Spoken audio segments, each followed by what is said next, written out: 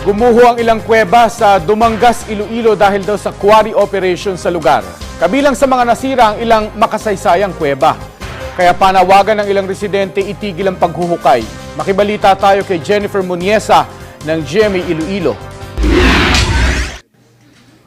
Nakatawag pansin sa lokal na pamahalaan ng Dumangas ang kumakalat na litratong ito sa Facebook na nanawagang iligtas ang mga kuweba sa naturang bayan. Nakasaad sa FB post na gumuho na ang ilang kuweba dahil sa patuloy na quarrying sa boundary ng Sitio Binaubao, Barangay Kali at Barangay Sulangan. Sa larawan makikitang halos katabi lamang ng sinasabing quarry site ang mga kuweba. Ayon sa mga matagal ng residente sa lugar, makasaysayan ng ilan sa mga kuweba roon.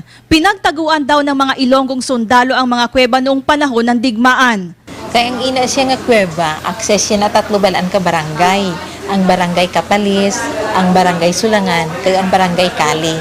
So, along that certain nga convergence nga po na pwede sila makatiyog-tiyog bala kung bagati, pwede sila makapulo panago. Nagpadala na ng mga tauhan ng lokal na pamahalaan para matingnan ang sinasabing minahan. At base sa record ng munisipyo, may permit ang paghuhukay sa lugar. Quarry operation daw ito at hindi pagmimina. Pribadong tao raw ang nagmamay-ari ng lugar. Ako ya mga bagit ako sa tagiya. Nga hindi niya pagpatandog kung pwede lang. I-spare niya ina. You know what? Destroying a cave is also destroying a habitat. Iniutos na ng Iloilo Provincial Environment and Natural Resources Office o PENRO sa nagpapakwari na hindi dapat galawin ang mga kuweba. Hindi nagpaunlak ng panayam ang may-ari ng hinuhukay na lugar, pero nangako siya sa lokal na pamahalaan at mga residente na hindi maaapektuhan ng kanilang operasyon ang mga kuweba.